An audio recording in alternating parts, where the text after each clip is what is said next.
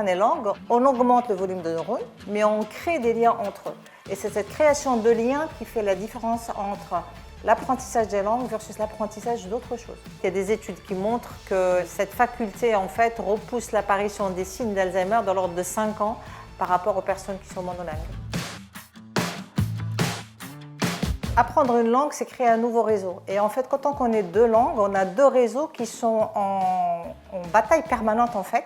Et du coup, le cerveau, on est obligé de se focaliser sur la langue qu'on parle pour qu'il n'y ait pas d'interférence de l'autre langue. Donc du coup, on est en extrême concentration quand on parle une autre langue que sa langue, je dirais, habituelle.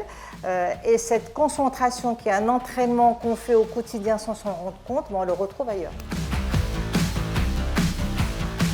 D'abord, le multilinguisme vous permet d'accéder à des jobs auxquels vous ne pourrez jamais accéder. Il y avait une étude qui montrait que 70% des recruteurs ils prennent la compétence linguistique comme discriminatoire, même quand le job ne la requérait pas. Un employeur est prêt à le surrémunérer s'il lui rapporte davantage. Et cette surrémunération, elle peut aller en fonction des jobs et de l'impact de 10 à 30%. Tout ça se traduit quelque part par une meilleure productivité en entreprise, en tout cas un meilleur impact. Si 10% des salariés d'une entreprise atteignaient un niveau conversationnel dans une langue étrangère, l'impact sur son chiffre d'affaires serait une augmentation de 1,5%.